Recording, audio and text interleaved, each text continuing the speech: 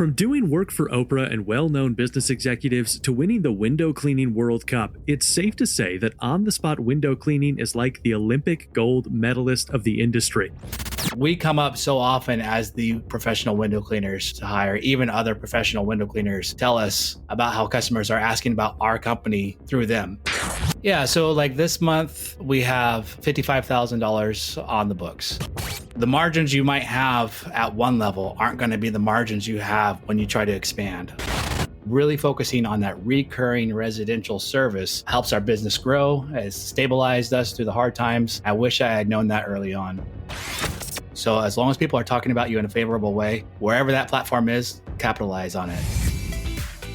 I'm your host, Alex Freeman, and today we're decoding the lucrative world of window cleaning. I'm joined by Jeremiah Hickey to learn how he built his $500,000 business while working a full-time job. Jeremiah, welcome to the show. Well, thanks for having me. Let's start with your story. When did you start on-the-spot window cleaning, and what attracted you to this industry? Well, I'm an old schooler, so I've been around for a little bit. I'm 46 right now. My lifetime, I've been around the cleaning industry. My parents had a side hustle, really small janitorial type hustle. So I did that kind of stuff when I was a teenager. But then I got a regular job, got married. My wife's father-in-law is and was a window cleaner. So as I was in the job that I was at, a couple of years into it, there was just no more room for me to go anywhere. The boss even told me there's no room for advancement. And so my wife was like, you know what? Why don't you try window cleaning? It's always worked for her dad. So I took a couple of weeks off from my regular job, went out, started hustling up, work where I could. And in 2 weeks, I had gotten enough work to keep me going in the industry. And so I turned in my notice, said, hey, I'm going to give you a couple of months left at this job, and I'm going to start my window cleaning business. And so that was in the fall of 1998. Wow. So you had some kind of family knowledge to fall back on in terms of getting off the ground. But what are some of those skills or pieces of knowledge that someone might need to get started and then grow a profitable window cleaning company? Yeah, I wouldn't say that my history in the janitorial sector had any real influence. I didn't run a company. It was just really small jobs that I inherited from my parents, and they weren't really profitable. It was just enough to make a little bit. When I really focused on starting the window cleaning side of things, my wife was a tax preparer, and she was like, just make sure you prepare for the taxes. So knowing that in advance, understand how the taxes work, especially for a self-employed person, is critical. So we saved like 20% of our gross that first year, and we always save for taxes, which was a big deal. I recommend that for any startup company, really understand that. As far as the work itself, the basic tools and things, I learned that from my father-in-law. He had a successful business at the time, so I was able to kind of gain some information from him, the simple tools. But also just as I started, I had to understand the difference between the money you earn versus the money that is available for profits or for growth. It's really easy to get kind of caught in the trap of like, oh, I'm earning X amount of dollars an hour, and it feels like so much. But when you're running a business, it turns out to be a lot less than what you think. Yeah, kind of leaning into that. One of the things you mentioned, planning for taxes, which is an important thing that a lot of entrepreneurs don't realize when they get started. What other planning went into pre-first day of the business? Yeah. So before that, it was just, like I said, I had tried to buy out the time. So I needed to get that 2 weeks off. And really the plan was to just go out and sell door to door at storefronts and just find where the work was. So once I went out and got the jobs, I'd do the job, then I'd go to the next one. And that was the plan, just to see where it would take us. And focusing on that direct marketing that way kept us going through the whole first year. Now, what were the startup costs? Is this a business that somebody can start with no money, or what's kind of the minimum budget that they should plan to have available to them when they get the window cleaning company started? I look at it from a couple of different perspectives. If you have some resources already and you're looking to kind of go into this as a real business, I would say you probably need a good $5,000 to start a professional company. And that's if you already have a vehicle. If you have no money at all, you could literally borrow a squeegee and a scrubber and some towels and soap, and you can go out there and start making money with literally no money to your name as long as you had those supplies. When I started, I probably in today's value, I did about $200 just to get the supplies up front. That got me off the ground. And then I reinvested throughout the year, whatever extra supplies and materials I needed. Probably spent about $1,000 that first year on basic supplies and equipment. How did you end up coming up with the name On the Spot Window Cleaning? How did you come up with that name? And then what are some things that people should consider when deciding on a business name? Yeah, trust your mother-in-law. That's what I got to say about that one. No, It's smart advice in many areas of life. Right? We were starting the business. So my family's company had a name that we didn't want to use. And so she went out and she went to the library, back in the days when people went to the library, and she looked at all the phone books. All these things are old school stuff. So 1998, remember? But she was looking at all the phone books in different cities for cleaning companies, and she found that name on the spot. My mother-in-law found that name, and along with other ones. But as we were kicking the names around, that's the one that we liked. We stuck with it and we went with it, on the spot window cleaning. How does the name impact the future success of the business? Well, nowadays, you really, in my opinion, and it's proved true, if you want Google rankings, the name is really important. So if you want people to find you for window cleaning has to be in the name. If you want to focus on a specific city, that can help as well. The other side of it is, what kind of market are you going into? Do you want to sound corporate, or do you want to sound local? We really focus on the local. So we actually have a corporate name, and we used to carry that name, On the Spot Cleaning Services, Inc. That was always what we branded with, because we thought it was more important to kind of look higher and more polished than the local feel. But as we grew the business, we realized it was the local feel that actually sold more things. So we rebranded and focused on that local flavor and kept the name a little bit more simple. That's really interesting. I don't want to necessarily call that a mistake necessarily, but just a pivot with knowledge. But what might you characterize as a mistake you made early on in the business, and what did you learn from it? A big mistake, and I think a lot of window cleaners I know kind of fall into this trap where you have kind of preconceived ideas of what's going to earn you money. So you have different avenues that you follow. The mistake that I made was I did not capitalize on the opportunities for recurring residential window cleaning services. For recurring work, it was almost always commercial. And then residential was when it comes, it comes. I didn't even realize that was a real mistake until the pandemic. And a lot of our recurring commercial stopped. They closed down, or they were having hard times. We still had some that were going on, but to get that recurring work, I just really started pitching it to our residential customers. And since we pivoted then, that side of our market has grown incredibly. So really focusing on that recurring residential service helps our business grow. It's stabilized us through the hard times. I wish I had known that early on. Kind of staying in that same vein, tell me about a big failure as a business owner. How did you recover from it, and what did you learn from it? So I had a really bad ladder fall about a decade ago. It could have killed me. I ended up with a concussion and some stitches in my head, and we didn't respect safety the way we should have. It was my fault that I fell off the ladder. And so when we thought about growing and promoting that safety, we learned from that mistake, that biggest failure right there. And so we are like 99% ladder free, which is highly unusual for the window cleaning industry. But we've really focused on, for exterior services, focused on what's called water-fed pull or purified water technology. So we can do all of our cleaning with our feet on the ground, especially on the exterior. And then even on the interior, we train all of our techs to use extension poles with the standard equipment, squeegees and scrubbers, and even detailing and things like that. So we really focus on the safety. And that was something I had to learn the hard way, but I wish I had not had to have had that failure. Wow. Yeah. I mean, that's a very real and scary lesson to learn. If someone came to you and said, I want to get into the window cleaning industry, but no prior experience, they've never worked as a window cleaner, what is the number one piece of advice that you would give them? Yeah, educate yourself. There's so many ways to do it these days. There's YouTube, there's business podcasts like this one, there's books, and also just talking to other window cleaners, other people in business or in the service industry in general. Educate yourself, learn the mistakes, learn the successes, and try to implement those early on, because that's where I would start before I did anything else.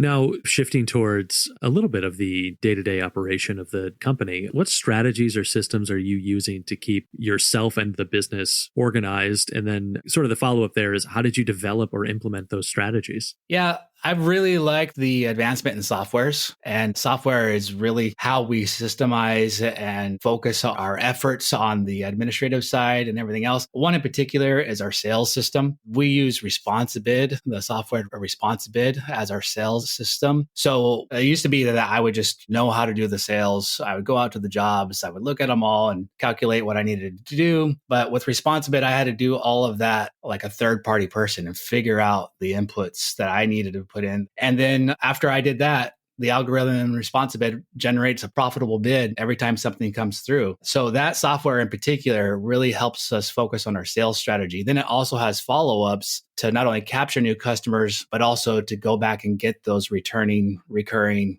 residential clients in particular. What's the biggest challenge facing you as a business owner today, and what steps are you taking to overcome it? For us, the biggest challenge is the current expansion that we're doing. Just a few years ago, as I was getting older, we really focused on growing the business. Before that, I would have a guy or two working alongside me, and that was about it. So that expansion is difficult. There's a lot of transitions. Again, there's a lot of things I don't know, and there's a lot of things I don't know that I don't know, and that's difficult. So training to get people to do things that I'm doing now becomes critical. One of the other things that's really been complicated throughout the history of our business is just staying motivated. Sometimes things can just get mundane, or they get, you're just tired of doing the same thing over and over again. And it's hard to kind of focus on what you need to do next to keep the business growing or keep it moving forward. And so that motivation, I think a lot of entrepreneurs face that even early on, but staying motivated is really key. Now, taking you from today, going back to the beginning one last time here, what's the most difficult part of opening a new window cleaning business, and how did you overcome that? I think for anybody, the most difficult part is just attracting the customers. If you know the basics of window cleaning, for some, the skills are a little harder to come by. But if you can get the basics down, it really comes to attracting customers. What I did in the beginning is I went door to door at the storefronts. I'd go in, I'd say, hey, you want your windows clean, X amount of dollars or whatever. But from that point, a lot of times I would be in a store, and then customers inside the store would hear me and go, oh, you do window cleaning. And then they get my contact information. So that's how I attracted customers to begin with, was just that public presence in person wherever I could be. And I used those opportunities to capitalize on that initial growth. So this is going to bring us to a section of the show that we call our Fan Blitz questions. These come from our YouTube community. Listeners, you can go to youtube.com/upflip, join the community, and pose questions to future podcast guests. Jeremiah, we've got 5 questions. We're going to try and do them in about a minute. Are you ready? Okay. All right. First, would you do business with yourself if you were a customer? No, I'm a classic do-it-yourselfer, but my wife would hire us, and she's more of our target customer. Fantastic. If you could have anyone in this world endorse your business, who would it be and why? From a marketing perspective, I would do Martha Stewart, just because I think the branding advancement using her name would be great. What or who would you like to have as a mascot for your brand? My golden retriever, Sadie, because she's the best. Oh, that sounds fantastic. Can you tell us about your most bizarre business encounter? Okay, so I was cleaning windows at this house, and they had all these detailed schematics of military equipment. I mentioned it to the customer, like, oh, that's interesting. And he went on to tell me. And then finally, he's like, well, I used to be a spy. And I was like, okay, this guy's either delusional or crazy. And then I went into his garage, and he had a classic Ford GT40 in his garage. And I thought, I don't know, is this guy like the retired James Bond or what? Amazing. And finally, if there was a movie made about your journey, what would the title be? Window Wars and the Squeegee Strikes Back. Oh, I'm there opening weekend for that movie. That's going to do it for our Fan Blitz questions. Listeners, let us know what you think of this episode by reviewing it on Apple, Spotify, or wherever you are listening now. Jeremiah, just a few more questions from me here. Talk to me about supplies and equipment.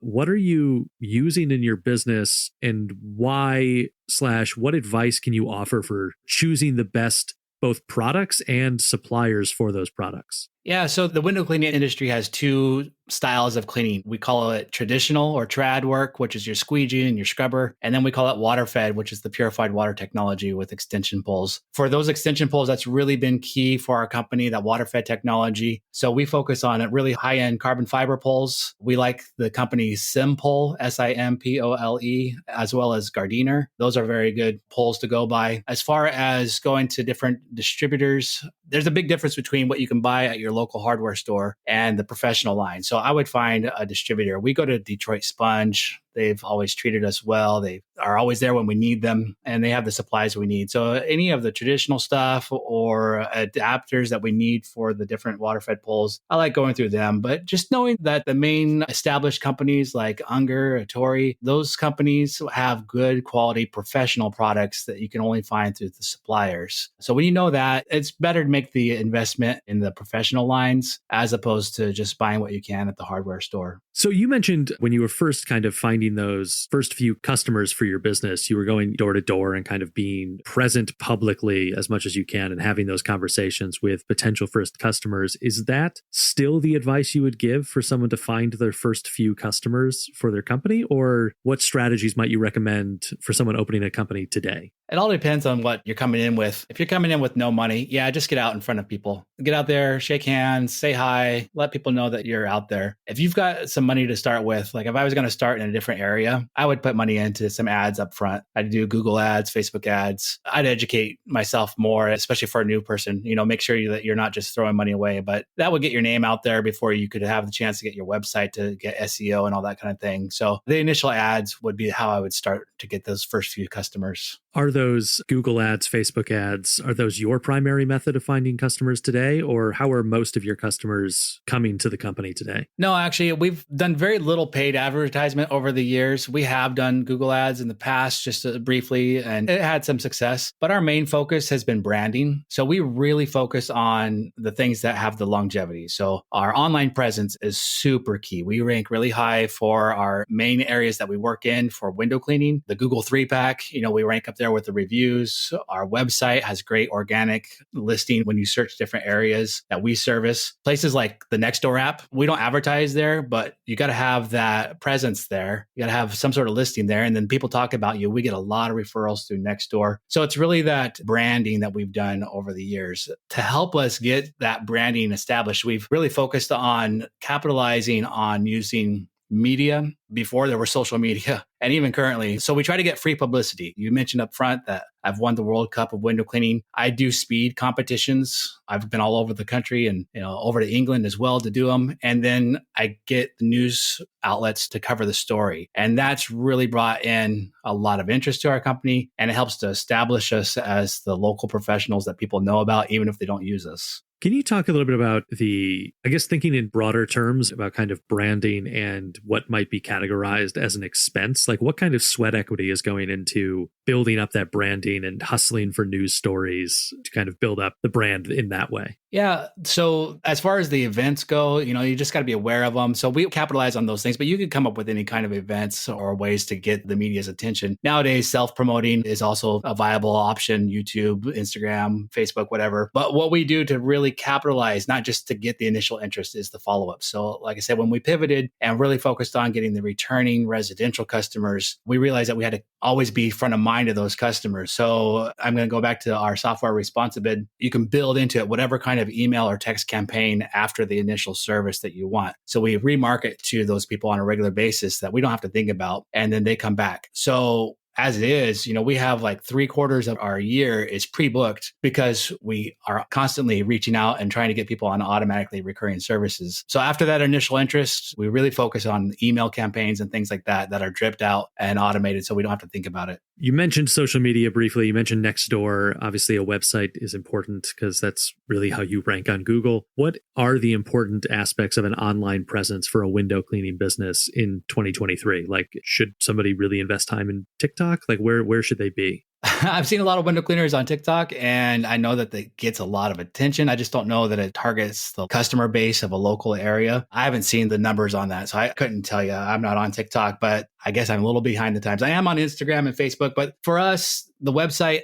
absolutely super key. Make sure it's SEO friendly, optimized, and all that stuff. The Google reviews, that's the next thing, because those two things combined, once people will start looking for you, or even if they initially want to find somebody in your area, those Google reviews, hands down, help us out so much. And then the other apps, Facebook, Instagram, Nextdoor, wherever people can verify that you're a good professional company and that other people like you, that's where your effort should be. So as long as people are talking about you in a favorable way, wherever that platform is, capitalize on it. Can you talk me through the whole customer process and experience from requesting a quote through to finishing the job? Give us the key steps and how you as a company are managing that process. Yeah. So for a long time, sales takes up a lot of time, especially if you're doing one job, one sale at a time. So with our processes now, it's all systemized. If a customer gets funneled to our website, there's a link there for an instant quote. They can go on there, they can fill out a few questions about their property, and it'll generate a quote right there. That goes from our software, from ResponsiBid. If they call us, it goes to our virtual receptionists. We use Jill's office, and they also know how to use ResponsiBid. So they can ask the same questions. They have access to our account to generate those bids, and that goes out. So a customer does that initial contact either through our website or through a phone call. They get a bid within minutes. experience. And then once they select one of our packages, we offer very specific packages that are well spelled out. And so it's easy for our techs and our customers to understand. Then we go out, we notify the customer, we get them on the schedule, make sure everything's, set up front. We get to the job, introduce ourselves, explain to the customer what each team member is doing. Most of our teams go out in teams of 2. So one person is usually doing the inside, one person's doing the outside. And then we explain that up front. We make sure that at the end, we ask them if everything went well, if there's anything we can do to help out. And we just focus on that customer interaction. So besides doing that quality job, this is one of the best practices we really try to implement so our customer experience is top notch, is that we want our techs to be confident to talk to the customer, to be able to build that trust and rapport with the customer. Even if they identify a problem that isn't window cleaning related and they can offer a solution that builds so much rapport. So our customers, they have a lot of pride in our company. I have a lot of feedback that says, your team was so helpful. And so focusing on helping the customer while they're there in any way we can is a great part of our customer experience. And then once the jobs get done, we get paid. Then our drip campaign follows up. We ask for the Google reviews. It also has a Facebook and Nextdoor link as well. So to get those reviews going. And then later on, it asks, would you like a recurring maintenance service? We offer, even for residential, we do some are every other week, some are monthly, and we really focus on those. And then sometimes it's farther out. But either way, they get reminders. They get a monthly reminder, quarterly reminder, 6-month and annual. And then that always keeps the customer coming back. Now, you mentioned the team members there and kind of the importance of what they're doing on site, how they're interacting with the customer as being central to providing an excellent customer service experience. Is that something that you're hiring for or training for, or a mix of both? For both. Our core values, the basic one is bring joy to the customer, make them happy that we're there. And we do that through 4 basic training processes. 1, be safe. From experience, I know customers don't like it when you fall off ladders at their house. So be safe. Be safe about yourself, properties, be safe about the other people that are there, whatever can be there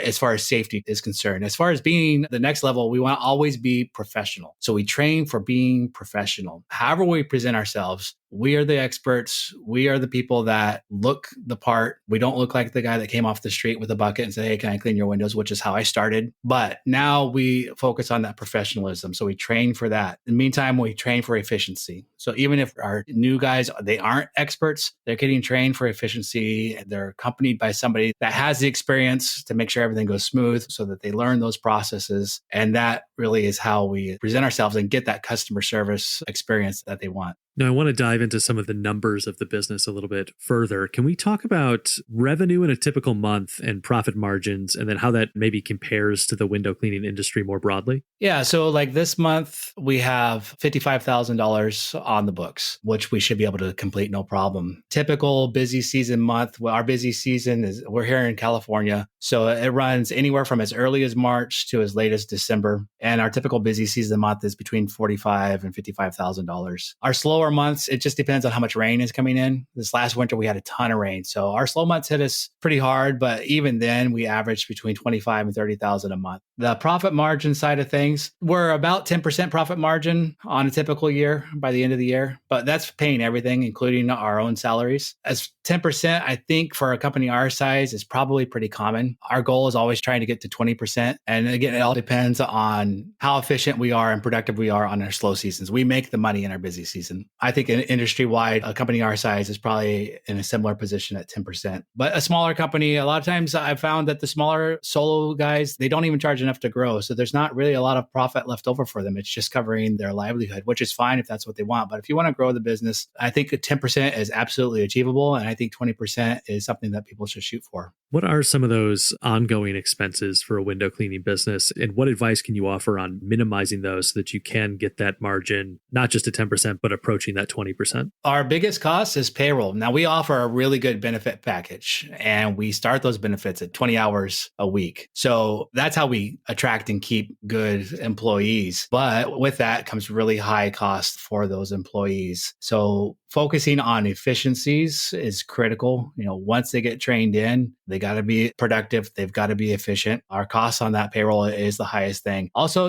we've found over time that it's critical that when an employee isn't performing, they either move up or we at times have had to let people go because they just weren't performing what we needed them to do. I don't like that side of it. I don't like letting people go, but at the same time, that's definitely where you find areas that you can cut those costs. Payroll's the biggest one. Other things like shop rent, office rent, vehicles are expensive. With vehicles, as long as you maintain them and keep them longer than their payments, I think that's a great way to keep that expense as low as possible. We use a lot of software, so that expense is there, but we capitalize on that software, so it always makes us money in the end or makes us more efficient, which in turn makes us have better profit margins. How then do you scale revenue as a window cleaning business? So I'm going to go back to that recurring thing. Window cleaning in the beginning to me, I've been in this for 25 years almost. A lot of window cleaners focus on the initial sell and then they hope for a returning customer. But focusing on really capitalizing on that recurring revenue,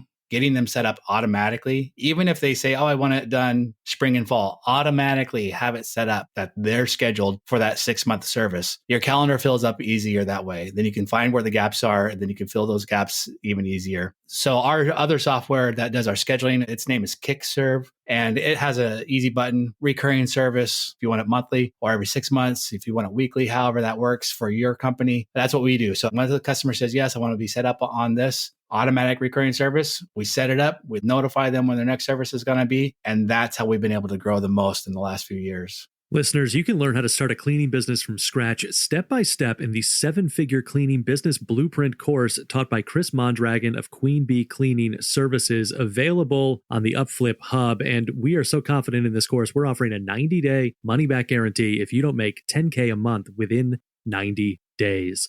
Jeremiah, talk to me about the differences between residential window cleaning and commercial. And I guess to start, how does that break down in your business? What percentage is residential? What percentage is commercial? Right now, we're about 2/3 residential, about 1/3 commercial. The biggest difference is the customers themselves. So commercial work, I find is easier. I think a lot of window cleaners kind of gravitate to that up front because the customers aren't as demanding. They want just regular professional looking service to come out and get things done on a consistent basis. As long as you have your legal stuff in place, so you have your liability insurance, you have your business license, all the things needed, they're happy. You show up, you do it. Great. The residential side, it's much more about that personal interaction. So not only are they looking for the quality because they're looking at it every day and they're looking at it as a premium, they also want to know that they can trust us. So not that commercial doesn't want to trust us, but it's just not the same. When you're in a person's house, you got to be the kind of person that they would sit down and have a cup of coffee with, or else you're not going to get those callbacks. If they don't trust us in any way, shape, or form, we're not going to get a return customer on that. So that's a big difference with the residential. Much more personal. I think the quality has to be higher in the residential market, but the margins can be a lot better as well than your standard day-to-day storefront type commercial cleanings.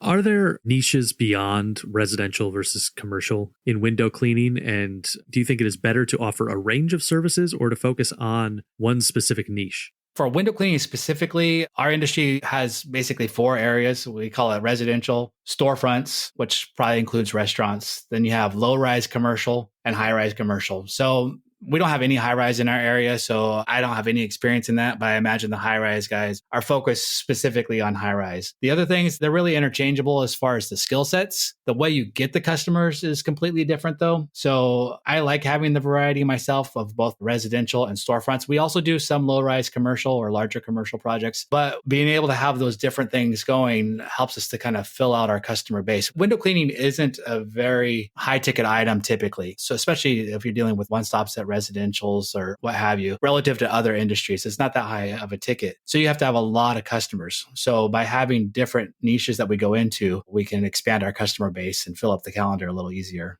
Can you talk to me about your pricing system? How do you arrive at understanding how much to charge? And what are the things that someone who's just starting a window cleaning business should take into consideration when setting those prices? Yeah, prices are interesting. I figured out early on that I really wanted to know what it would take to clean X amount of windows in X amount of time. So I focused on exactly what it meant to have one pane of glass cleaned, and I would go around and count window panes on a house. So if you're in person, that's the most accurate way to do it, is just count the number of panes on a house, individual panes, and any other complications. At this point, because we have our software doing doing all of it for us. I had to kind of calculate what the average would be based on square footage. So if a house is, 3,000 square foot, took some time to focus on what the average number of windows would be in a house like that. And so we price based on the square footage. Then we have things that add cost to it. Things like how high is it? Is it 2 or 3 story house? Is it something that hasn't been cleaned in a long time? So we add costs to that overall. Also, the type of windows, if it's a bunch of little, small, detailed French windows or true divides, it takes a lot of time to detail those out. So that adds a lot of cost to it. So we ask those questions through our software process. Like I said, I focused on figuring out what the best inputs were for the algorithm to come up with a really profitable margin at the end. And then even then, as the calendar filled and we have been profitable, so we have a lot of the calendar filled, most of our newer customers are getting an even higher price point so that they're a lot more profitable, and then keep moving that profit margin where we can. And so we focus on the square footage. That's the simplest way for us to do it through our responsive software. What's your role in the business today? What are you doing day to day? And how do you decide what you should be handling as the owner and what you are delegating to your team? Yeah, it's the classic wearing all the hats type situation. At this point, because of our size, we have had to delegate. So my wife, she does a lot of the back end operations. I am focusing more on building the systems, implementing the softwares, training other people. So we hire for mostly the labor stuff, getting the windows cleaned and everything. I'm still in the field, but I plug myself in where I'm needed as opposed to just having to be there all the time. In the meantime, I'm training one of our techs. He's a team supervisor. So he's taking on more of the scheduling role, more of the follow-up of new customers, making sure the invoices get out and get paid and things like that. So I've been delegating more of that. I'm not where I want to be, but I think we're in that mid-range, that transition where I've been able to let go of a lot of things, but I don't have all the systems in place to get to where I can just let go to another department. So to really help us get to those areas though, and I think this is key for any business, is the margins you might have at one level aren't going to be the margins you have when you try to expand. So it costs a lot of money to try to grow the business. When I take myself out of the field, that's all that money that's not being earned. I got to pay somebody else to do it, but it helps me to grow the business. So if those margins aren't in place, then there's no free time to focus on the things that need to happen to keep the business growing. What is a mistake that you see new window cleaning businesses make that ultimately causes them to fail? And how can other entrepreneurs avoid that mistake? I'm going to go back to the taxes. I've known so many startup companies that don't understand how much they're going to owe at the end of the year. And they think they've earned a decent living. And then all of a sudden the tax man comes and they don't have any money left over, or they have to borrow to pay their taxes. So that's a huge mistake up front. The other thing is not knowing that, $100 earned isn't $100 that goes into your pocket if you want to grow. It takes a lot to grow. So planning for growth, planning to have those margins in the early stages, not focusing so much on the earnings of the day, but the overall growth and expansion of the business. That really stops a lot of people. Most of the window cleaners I know, they don't make enough to grow, like I said earlier. And I think that just comes down to the fact that they aren't looking at the margins of a business. They're just looking at earnings for their lifestyle.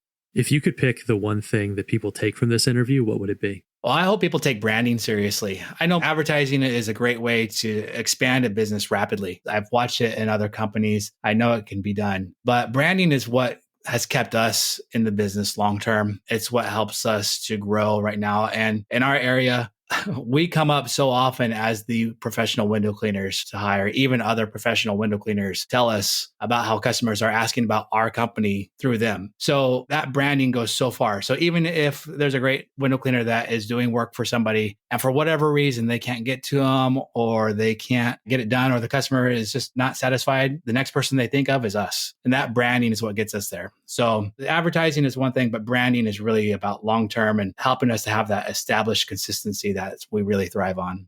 What's your favorite business book and why? My favorite business book, I'm going to go back old school for anybody that's been around for a while, Guerrilla Marketing Handbook by J. Conrad Levinson. And the reason why is that book introduced me to the idea of using publicity as a marketing tool. And we've capitalized on that from the early days. Our competition started in the early 2000s. The International Window Cleaning Association is the ones that we went to in the beginning. We networked through them and we really capitalized on those events and our successes to get our branding established through publicity, through the local media. So if people can brand their company and learn from a book like Guerrilla Marketing or anything else that's talking about branding these days, that's what I'd recommend. Where can people find out more about you and on-the-spot window cleaning and what you're up to? Well, if they want to be local, find us on our website. It's supersqueegee.com. If they want to see how we do things, visit our YouTube channel. You just type in on the spot window cleaning and find the guy that does the fast window cleaning. That's me. Otherwise, other platforms at On the Spot Inc. is usually our handle for places like Facebook and Instagram. So we're out there. But if you Google On the Spot window cleaning for San Luis Obispo, California, you'll find us. Listeners, you can find more advice about how to start a business the right way on the Upflip Hub, or watch our YouTube interview with Northwest Pro Wash founder Spencer Clays to find out how he started an $8,000 a month cleaning business with just $500. That's going to do it for this episode of the Upflip podcast. Jeremiah Hickey, On the Spot Window Cleaning. Thanks so much for joining us. Oh, my pleasure. Thank you, Alex.